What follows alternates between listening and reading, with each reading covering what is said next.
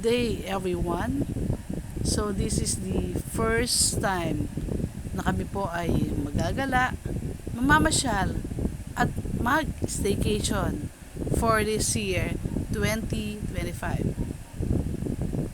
Napakagandang pangyayari po ang aming naranasan during this time.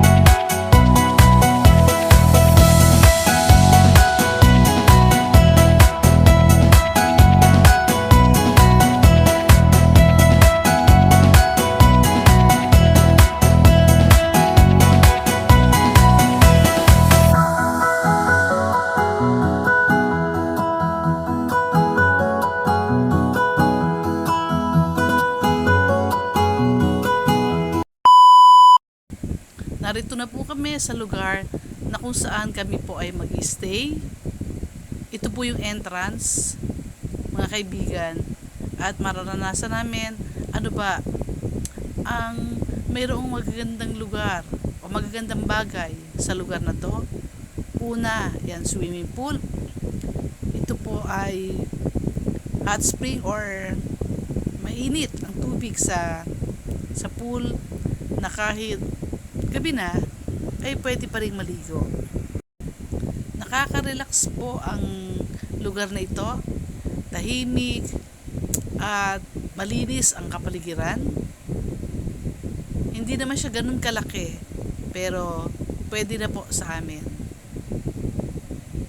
Ako at ang pamilya ng aking mga kaibigan ay kasama po namin dito. At mag-staycation po kami for 2 days. So, I think this is another experience na napakagandang maranasan. Yan. Kagaya po ng paliligo sa pool na kung saan ay malinis po yan dahil araw-araw ay pinapalitan po nila ng tubig. Dumating nga kami ay kalalagay lang ng tubig at ngayon mainit na po siya. Hindi naman siya ganun kainit pero tamang-tama lamang. So, we are going to have our staycation in this place. Yan, ang mga kasama natin, ang aking kumare. At ang kanilang pamilya. So, I do hope that talagang napakaganda ng aming maranasan sa pagtigil dito. Yung stress reduction na hinahanap ng bawat isa.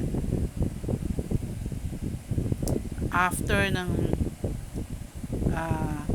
New Year ay nandito naman kami para maranasan ang konting katahimikan at makapag-relax ng konti after ng mga ingay ng New Year na talaga naman pong napakasaya din na nangyari. Ay eto, Diyan po, sa itaas na yan, diyan po yung mga rooms, mga bedrooms, na kung saan ay aming pagtutulugan, syempre. At ang ganda po ng itaas niyan kasi halos puro aircon lahat. Ayan ang akin pong kumare. Ayan. Nakita nyo naman. Diba? Sila po yung aming kasama.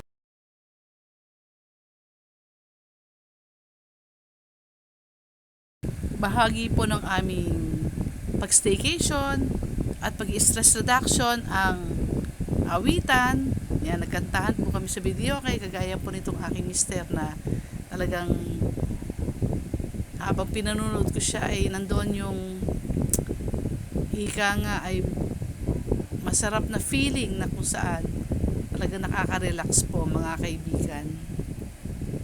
Yan, patuloy siyang maawit although sa mga oras na ito ay nagpe-prepare naman ang aming mga iba pang kasama kagaya ng aming mga anak upang sila naman ay mag-swimming, mag-night swimming na dito sa mainit na tubig na kanilang palilihuan o yung tinatawag nating hot spring. Yan po. Siguradong malinis kasi araw-araw nagpapalit sila ng tubig. Yan. So, medyo nagre-relax na at nagpapaupo-upot kwento-kwento doon sa nagbabantay dito sa resort. Yan po yung aming mga ginagawa sa mga oras na ito. Kaya mga kaibigan, pag may mga panahon at pagkakataon, mag-stress reduction din po kayo. Dahil sa pagkakataong yon, mawawala yung pagod, yung mga inaalala ninyo, at syempre, salamat sa Lord because this is really another wonderful day that God has given us.